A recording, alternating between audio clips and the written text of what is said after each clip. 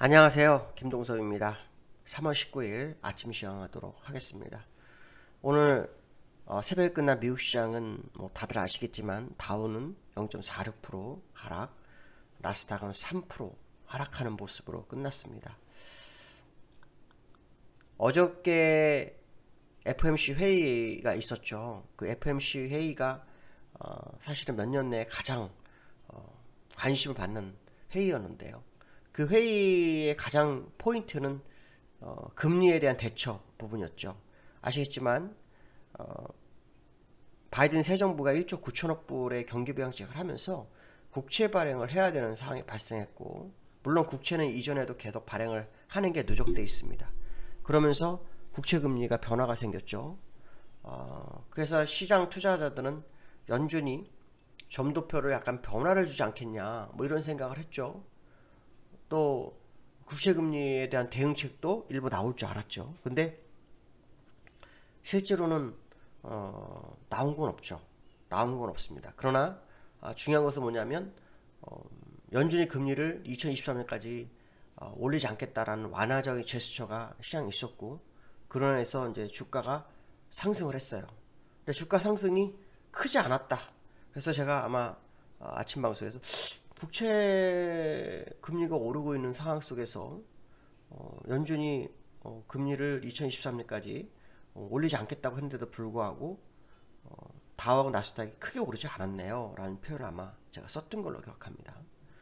근데 오늘 시장은 미국이 또 하락을 합니다. 거기엔 또 국채 금리가 있었죠. 근데 제가 어저께 말씀드린 것 중에 하나가, 미국에는 두 가지 이슈가 있을 수 있다라고 했죠. 첫 번째, 악재로는 금리가 계속 문제가 될 거다, 국채 금리가. 두 번째로는 경제 전망치를 6.2% 올렸기 때문에 이제는 지표에 개선되는 부분, 기업의 실적 이런 것들이 호재가 될 거다, 이 말씀드렸죠. 근데 국채 금리는 현실에 다가온 거고, 경제 전망은 향후 문제이기 때문에 당장에는 국채 금리가 계속 시장의 발목을 잡을 수 있다라는 생각을 해봐야 되겠죠. 오늘 새벽에 끝난 국채 금리는 10년물이 1.75%까지 상승했습니다. 그래서 국채 금리가 고삐가 풀렸다, 이런 얘기를 하는데요. 왜 이런 현상이 나타났냐면, 시장 투자자들이 어제 FOMC 회의 결과를 보면서 재해석을 하기 시작했다고 합니다. 어저께 제롬 파월이 그 성명서를 내면서 이런 얘기를 했다고 하네요. 더 높은 인플레이션이 올 것이라고 했다고 합니다. 그러면서 국채 시장은 놔두겠다라고 했다네요. 이거에 대해서 세석이 분분한 것 같습니다. 실제로 그 그레이그 존슨이라고 파이퍼 제프리 투자은행의 전략가죠. 이 사람 무슨 얘기를 하냐면, 금리가 너무 빠르게 상승할 위험이 여전히 시장의 관심사가 되고 있다라는 표현을 쓰고 있습니다. 그만큼 이제 금리가 시장의 문제로 자리매김하고 있는 그런 상황이다라는 생각을 한번 해봐야 되겠죠. 이 금리가 계속해서 오르게 되면 시장은 계속해서 하락 압력을 받을 수 있죠.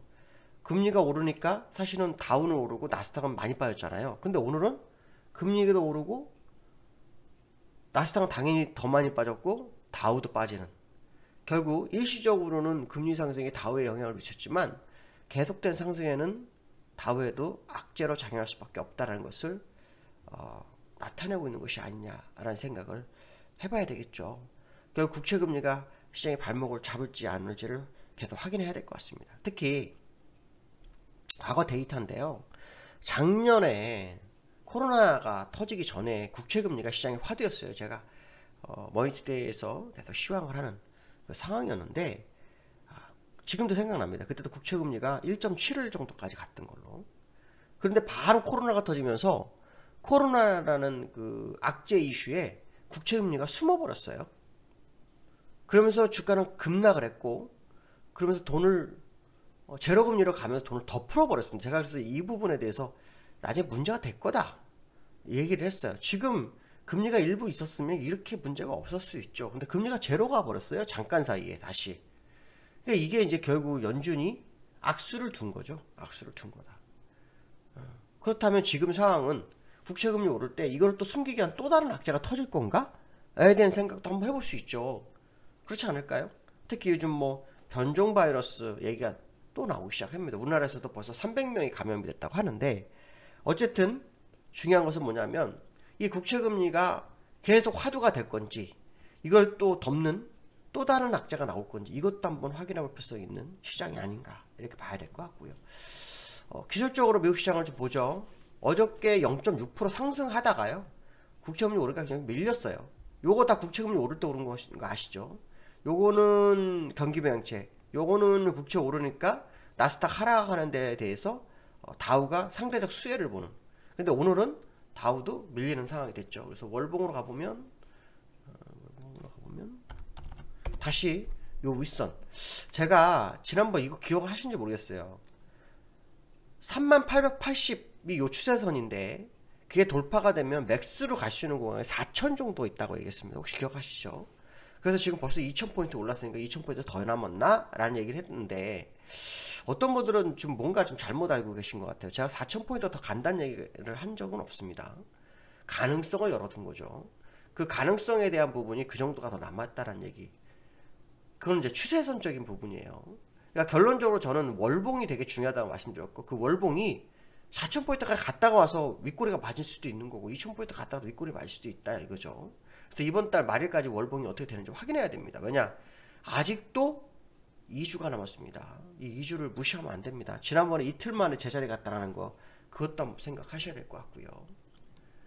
그 다음에 나스닥이죠. 자, 나스닥 쭉 밀렸죠. 오늘 보시면 오늘이 목요일이잖아요. 특히 오늘 미국이 만기예요.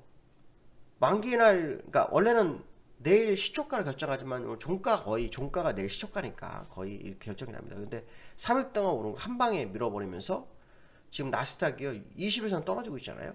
20일선 60선 대드치고 5일선이 올라갔다 다시 어떻게 하고 있어요? 20일선 60선 대드치고 있어요. 강력한 하방이 걸린 걸 수도 있습니다. 그렇다면 오늘 밤 새롭게 시작되는 오늘 밤에 미국장이 또 하락하게 되면 어떻게 될까요? 이거는 그냥 어설픈 하락이 아닙니다. 이제 아주 큰 하락이 올 수도 있는 그런 차트의 모습이 이평선으로 나타나고 있다는 거죠. 왜냐하면 5일선이 데드가 나고 난 다음에 골드가 났다가 다시 치고 빠지고 그 사이에서 20일선 마저도 다시 빠지는, 그래서 60일선은 동시에 하락 이탈하는 데드가 날 경우 이거 하락 압력이 거셀 수 있다. 뭐 이런 생각 해봐야 될 것 같고요. 두 번째로는 환율입니다. 환율. 어저께 장중에 환율이 1120원까지 밀렸었어요. 밀렸다가 종가가 얼마에 끝났냐면요 1123원 70전까지 올라왔어요. 근데 역외환율에서는 1130원 90전까지 올라왔어요. 그러니까 역외환율에서는 7원이 더 오르는 거죠. 7원이. 종가는 1128원 정도 됐지만 28원 70전 정도 끝났지만 어쨌든 다시 오르기 시작했다라는 거. 그럼 저는 이런 생각을 했어요. 이 환율 작업한 애들이 국채하고 연계된 애들 아닐까? 왜냐면 이 국채 얘기가 나오기 시작한 시점하고 환율하고 거의 대동소이해요. 시기적으로 큰 차이가 없어요. 그래서 혹시 그 국채금리 상승을 알고 있던 누군가가 환율을 조정하는 건가? 그렇다면 이 환율은 어설픈 상승이 아닐 것 같은데? 라는 생각이 들었습니다. 자, 그러면 우리는 환율에 대해서 계속 관심을 가져야 되겠죠. 왜냐면 환율은, 제가 요즘 환율을 계속 얘기하는데 환율은 주식하고 딱 반비례해요. 역사에 동시에 움직인 경우는 며칠 되지 않습니다. 거의 반비례입니다. 시간차가 생길 뿐 반비례였다라는 거 생각한다면 환율의 움직임 무시할 수 없다. 이 말씀 드리고 싶습니다. 그래서 오늘도 환율이 어떤 움직임이 보이는지 봐야 되는데요. 오늘 5일선 값이요 1128원 70전 정도 됩니다. 그러니까 오늘 새벽에 끝난 환율로 계산하면 오늘 5일선을 다시 회복할 수도 있는 거죠. 그래서 이 부분을 좀 확인해야 되지 않을까 이렇게 말씀드리고 싶고요. 자, 세 번째로는 국민연금 얘기를 좀 할게요. 어저께 국민연금이 그 주식 비중 뭐 확대 방안 뭐 검토 뭐 이 얘기가 나오더라고요. 그러니까 이제 아시겠지만 국민연금이 요즘 매도가 계속 나오고 있잖아요. 매도가 나오니까 이제 시장에서는 말이 많은 거예요. 그러니까 이거를 조금 바꿔서 국민연금에서 물량이 못 나오게 하고 싶은 것 같아요. 사실 국민연금이 앞으로 15조를 더 팔아야 한다 뭐 이런 얘기를 하죠. 원래 작년 말 기준으로 그 국민연금의 그 주식 비중은 17.3%라고 합니다. 근데 이게 올해 그 금액이 더 커지고 비율은 16.8%로 줄어드는 상황이죠. 그래서 약 금액이 27조 정도가 나옵니다. 그러면 작년에 이 국민연금의 현재 주식 비중이 얼마였냐? 21%였다고 합니다. 21%. 21%. 근데 요거를 다시 20%로 올리겠다는 거죠. 그러니까 어저께, 그러니까 18일이죠. 어저께 더불어당하고 정부부처에서 이 국민연금 기금 운용, 그러니까 운용회가 26일 날 열리는데, 전체회를 열어서 주식 비중 확대 내용을 담은 자산 배분 목표범위 수정안을 논의하고 의결하겠다고 합니다. 이게 오늘 시장에 뭐 영향을 미칠지 뭐 봐야 되겠지만, 이걸 보면서 제가 생각하는 거는, 국민연금이라는 것은 사실 나중에 국민이 나이 들어서 노후에 받아야 할 돈인데, 이걸 주식 투자하는 게 맞는지 잘 모르겠습니다.